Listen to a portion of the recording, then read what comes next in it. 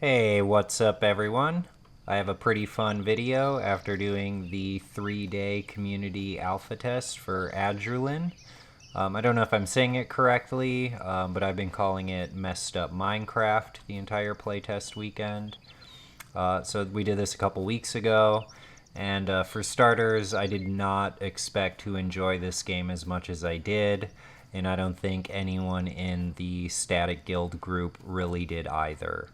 Our guild, Former Glory, came over as a group of 5 initially, and 4 or 5 more trickled over after the first night of us having fun, and we had almost a dozen people playing over the weekend, so it was really, really, really great. Now, I first saw this game via the YouTube channel run by Redbeard Flynn. He put out a video about this game a while ago with him and his buddy running around, and it caught my eye a little bit. But I was pretty deep in an expansion grind in Classic EQ over on Project Quarm, so I did not really have the bandwidth to jump into these earlier community alpha tests. But I did watch his video and thought, this is kind of quirky, and to some degree, this might be exactly the kind of game that I'd like to play. Classic MMORPG niche is, kind of dying, and we're all getting freaking old. So to sort of bridge that gap between old school players and a slightly younger generation of players from like the Minecraft era could be pretty awesome. That's what I thought anyways, based on just the looks of the game. But it is very apparent once you start playing, this is classic MMO with just kind of the Minecraft skin to the graphics. There's no Minecraft building, anything like that. There is crafting for sure, and it's a pretty intense crafting system. I think it's done really well. There's a big grind involved in everything in this game, including crafting. It's just a super classic MMO RPG experience at its core, with every torturous, brutal, hard thing that comes with the classic era MMO gaming design. But there's dozens and dozens of quality of life features baked into this. So let's kind of review what's classic about it and what isn't classic, at least at the time of this playtest. Okay, let's start with darkness. That's kind of the age-old identifier of a classic game. When you started in EverQuest for the first time and it got dark, you couldn't see anything if you were not a race with infra or ultra vision, and you didn't have a light source. Now, darkness isn't too bad in this game. I actually ran around without really using my torch at all. I couldn't get myself to delete the torch because I thought, maybe I'd need it.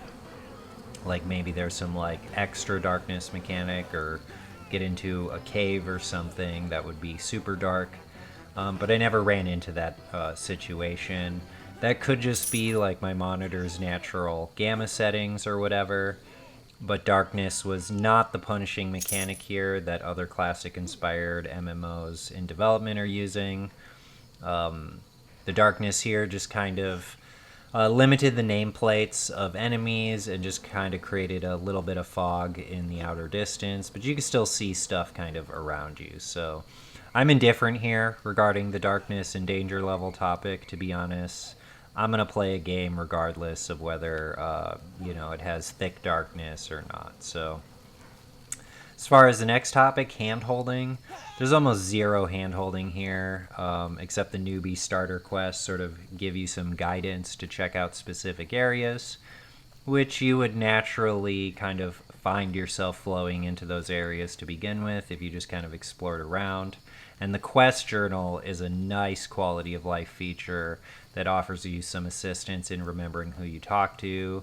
The blue highlights there in text offer quest responses to NPCs and also link you around the journal. I think this is the best quest journal that I have seen in the couple of classic era MMOs that are being developed right now. I think all of them should really take a hard look at how Adrullan is doing this, because I really think it's the best one that's been come up with so far.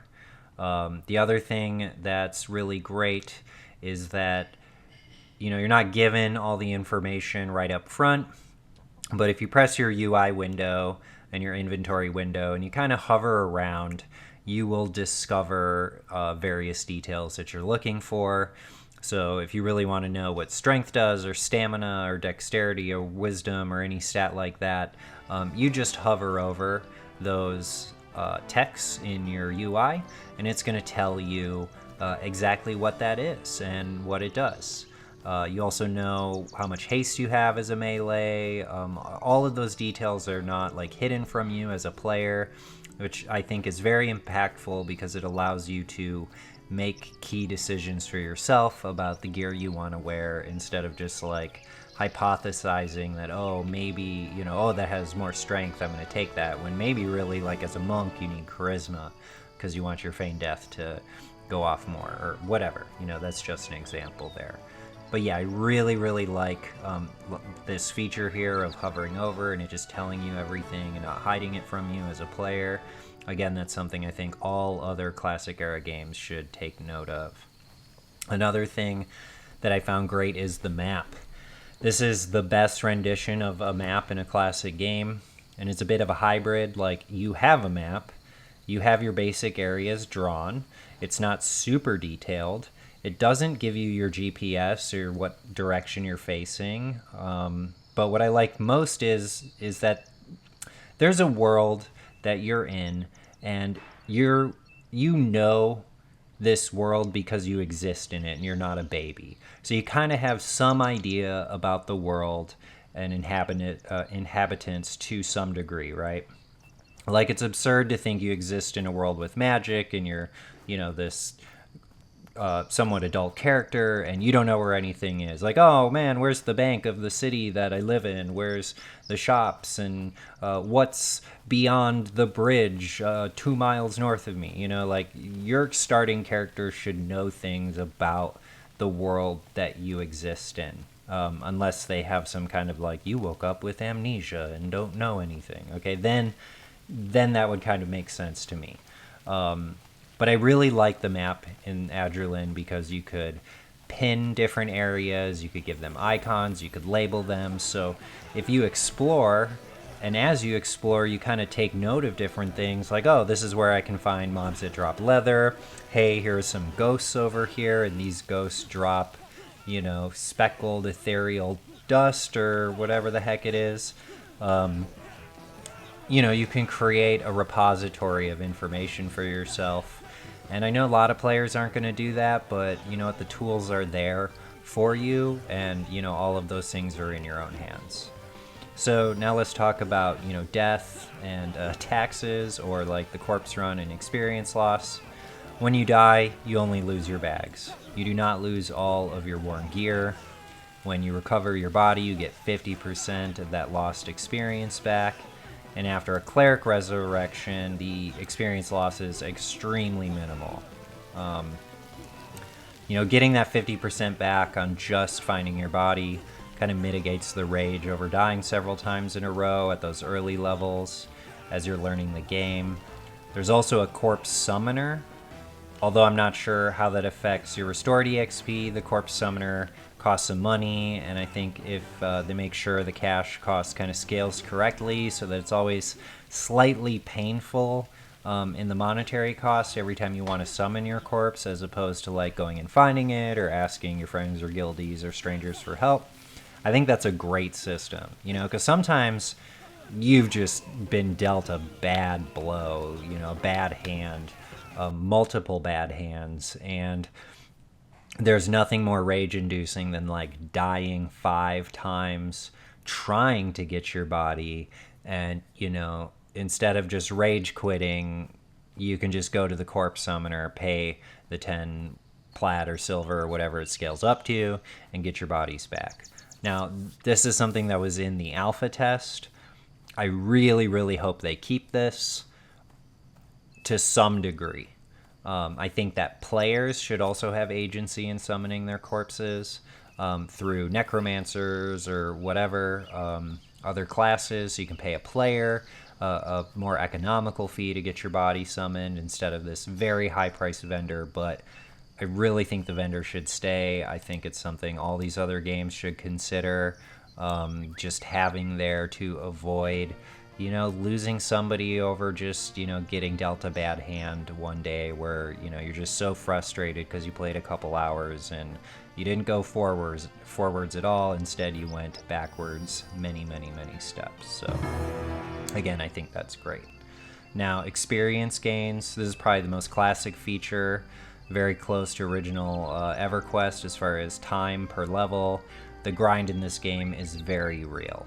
You love it or you hate it. I personally tend to be indifferent on experience gains in these games. They are what they are. I'm going to enjoy playing either way, whether it's slow, whether it's fast, whether it's in the middle. Typically as a player, I'm always trying to find a way to make it faster, but again, whatever. So moving on, world plot. Things are really vague in this game. I'm not sure what's going on in the world, but that's okay. We'll discover it as we go, and that's kind of a great part of classic MMO gaming's lore, like classic EverQuest, was that it was really interwoven into the game, but you had to experience the game and sort of connect the dot yourselves most of the time. Like, a lot of the times you didn't realize that, the frog city of Guck was actually the old troll city, and the frogs, took it over from the trolls. Things like that. Stuff you don't learn until later on, or, you have to really dive into the quests. Moving on, socialness, social dependency. This game is 100% true to its roots when it comes to social dependencies. You need other players to progress in an efficient way. And while you can craft all the items and all the trade skills yourself, that's very time consuming. And it just seems more effective to spread the responsibilities around. And as far as a sandbox, this is a sandbox game. So you love it or hate it. It's a shared world. Everybody's playing together, and all of the resources are shared, just like they are on any classic era MMORPG. So expect to have competition for camps, for item drops, for resource nodes, all of that good stuff. Now, moving on, factions. This game has tons of factions. So we saw firsthand, if you are like an evil race with an evil class, we'll use the Ashkin elf, just kind of like a dark elf, necromancer class. Definitely had some issues running through the kind of main good neutral city, and you needed to increase your faction with the city guards and whatnot in order to not be kill on sight. You could also kill the guards for experience or whatever, and decrease your faction further. So what you kill sort of has repercussions in the game. It's a classic era mechanic, and I'm thankful it's in Adrullan Online. So yeah, that's pretty much the kind of basics as far as classic. What's not classic, kind of recap here. Quest journals, modern crafting UIs, your abilities and class toolkits ramp up very, very quickly, which is in contrast to, classic EverQuest, for example. You have much better mana and HP regeneration offerings with the campfires, and class abilities offering regeneration coming in much earlier than in 1999. You have more impactful stats, supposedly, is what the developers had said. So, every 1 point of strength should actually make some sort of noticeable difference. Maybe it's not major, but you should notice your max hits changing. And then, that kind of breaks down the whole differences between what's classic and not classic, just from a basic perspective. So with that kind of out of the way, let's go through some gameplay. So yeah, on the first day of the community alpha test, just to kind of reiterate, we had played a flash test earlier in the week, and that's how we are already level 6. And so I do regret not recording those first 1 to 6 levels. I didn't think I was going to like the game. I thought, just play the flash test for a day. Hey, this is a neat distraction. But we all liked it, and we're like, okay, let's play the whole weekend. Let's see how far we can go. Let's explore. So that's exactly what we did. And so on this first night, we're just kind of running around, just seeing what's out there, following this creek along the map here, and seeing what we can fight. Now, there is a dungeon kind of right by the starting city called Leont. The city is called Leont. And there's kind of a starting undead dungeon along the shore, and it's a crypt. And so we thought, hey, maybe we'd go back there and check it out. But what was interesting is that, a lot of people were trying this game, and people just started pouring in, and there were just so many people playing that the entire undead dungeon, which is not big enough for the amount of people that are interested in this game. Like, no way are these early dungeons big enough, nor is there enough of them to handle the 1,500 people that were playing on those first couple hours. So stuff was pretty congested. And so our group here is Koraz on the warrior, Falcon around on the bard, Icarus on the necromancer, Xanax on the cleric, and myself as the monk. And so we're all kind of playing classes that we would all normally play, just to kind of have a good comparison to, how does this compare to EverQuest? How does this compare to Monsters and Memories? And how does this compare to other games that are similar? So that's kind of what we're playing. And after checking out the Undead Dungeon, realizing that, it was completely crowded, completely packed, we were going to have to find somewhere else to play. And so we had heard of a Bandit Fort out in the yonder forest. So we went searching for that. And that's exactly what we did. We found the Bandit Fort and really, really started grinding into that place. Just running up to it and seeing the pile of bodies was such a good sign. Like, okay, there's a lot of mobs here. If there's a pile of bodies, then a group is really grinding. And so we, poked around.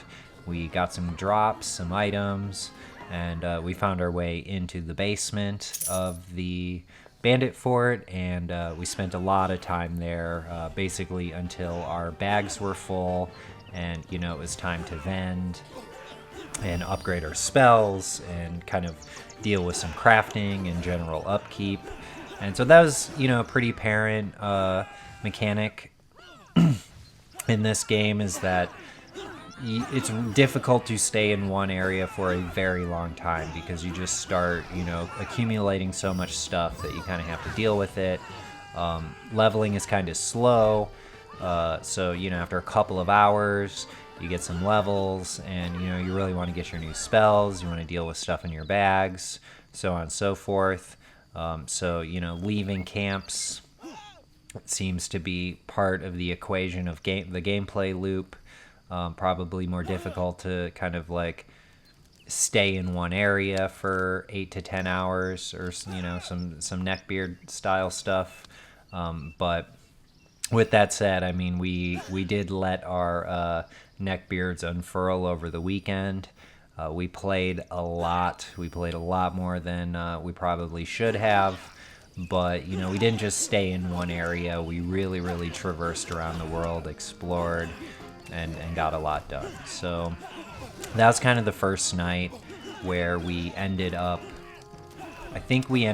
stopping at just around level 8, and we were going to pick up the next day. All right, so the second day, I got on a little late, only to discover that I had been replaced. I was an hour late, and they replaced me. And, I was pretty salty about it at first because, I really, really, really wanted to keep playing this really kitschy, messed up Minecraft style EQ like.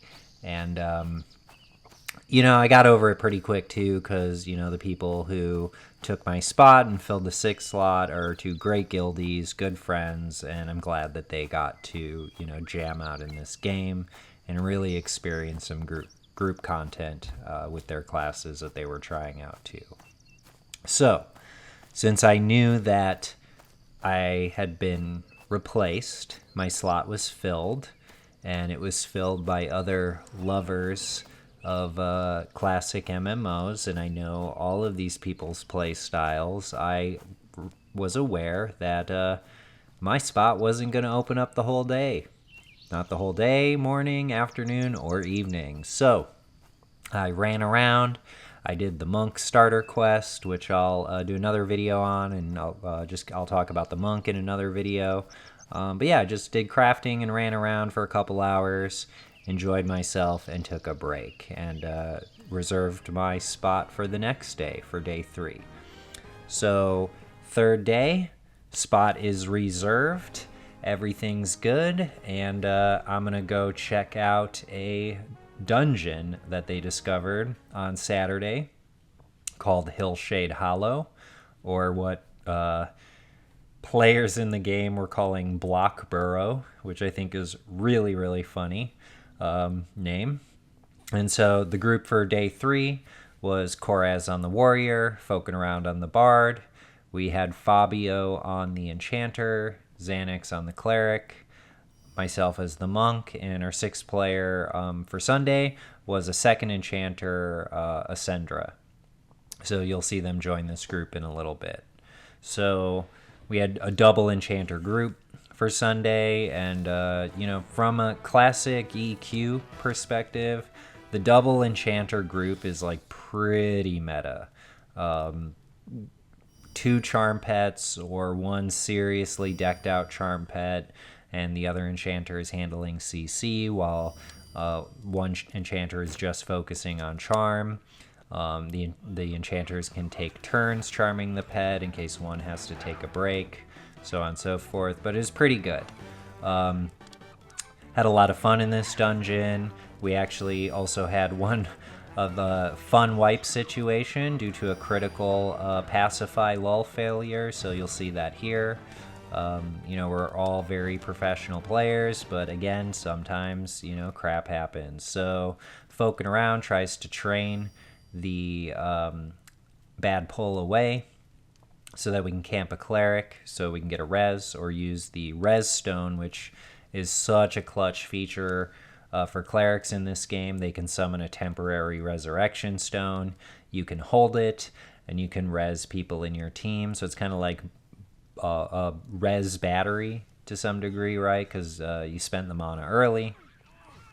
And wouldn't you know, somebody comes and peeks. They peek again, and then they train their group.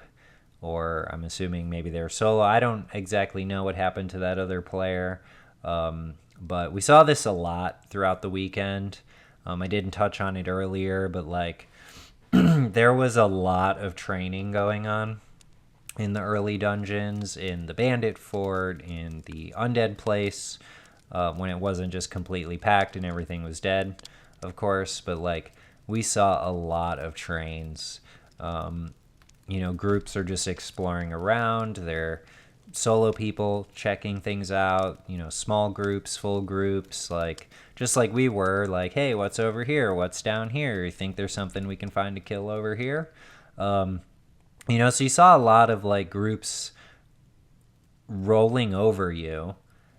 And in some situations, you'd find you're set up camping somewhere, and another group rolls up and they just set up camp 10 feet in front of you, which is okay, that's where we're pulling from. But, if you want to go off line of sight, fine. We can do that too. So eventually, this spot in Hillside Hollow, we decided, kind of tired of getting rolled over right here. We thought this was generally an okay place to camp at first, but kind of a classic era ideology is camping in these little tight areas where there are no pathers, or maybe you just find an area with just one NPC respawn there. And for whatever reason, it's like always a tight corner or a flight of stairs or something like that. Happens to always be these like weird little safe spots. We noticed it in EQ for many, many, many years. So that's exactly what we did. We moved into Hillside Hollow a little bit further, camped up on the stairs, and like literally once we kind of moved to this spot, we stopped getting run over. The mobs further in above us were actually kind of a much higher level, so we really didn't see too many more players higher than level 10 and 12, which is, I think, the highest level of our group was about that. I think they were 11 or so when I was 8 when I joined. And so, yep, here we are on the stairs, and this is basically where we spent the rest of Sunday, just getting a massive amount of levels here. And you can kind of see on the left-hand side of the screen is the archway that we came through. We saw a lot of groups come and go there. A lot of groups died to, bad pulls, all the various reasons you can die in these classic era games. And we just sat and chilled and had a great time, and really wish there was more to play. Unfortunately, this wasn't like a camp where there were a lot of named mobs, at least not any that we could find. We saw plenty of names throughout the weekend, got plenty of good drops for people, but this was just more of like a chill grind and get good experience location. So this spot was a little bit faster experience than some of the other places we had been earlier in the playtest. Maybe it's just because we were able to sit there uninterrupted and nobody trained us for a considerable amount of time. But yeah, we had a great time here. This Blockborough dungeon is so big, it's perfect. Like the developers, you guys did a great job with this dungeon. Like all of your dungeons should be this big and be able to handle as many groups as this one can, especially with, the amount of people that it was kind of apparent was interested in playing your game, playing Adrullan. So yeah, that's kind of my feedback here. We loved it. Really wish we had another day or another week to keep exploring this place and exploring more of this awesome blocky world. And I know what a lot of people would say, like, oh, I would play that, but I can't get past the graphics. Every single person in this group said that. Every person from our guild that eventually came over to try it, because we just wouldn't shut up about how, funny it is and awesome it was. Everybody said the same thing. So, quote, I can't play that because of the graphics. Well, then they start playing, and then the next thing you know, they've played for, 12 to 15 hours over the entire weekend. So I think this game caught people by surprise. And what I'm going to give them a lot of credit for is the UI is really good. The interactions with the UI are smooth and crisp, and the animations of all of these characters and NPCs are awesome. Really articulated animations. There's so much here that it's only up, right? There's not a lot of down. We had some lag, we had some bugs, we had some server outages, but for the most part, like, everything flowed really smoothly, and I think that AOA has a lot going for it. A lot of us can put the kind of graphics aside and just focus on the gameplay elements and the gameplay loops. So yeah, I'll kind of leave that here. And like I said, I'll do another video on my thoughts about the Monk in specific, because, I just like playing Monk. I love comparing Monk in these different games, especially EQ likes and classic inspired. And yeah, I guess we'll see you all at the next AOA playtest or M&M or anything that's coming out. in the future.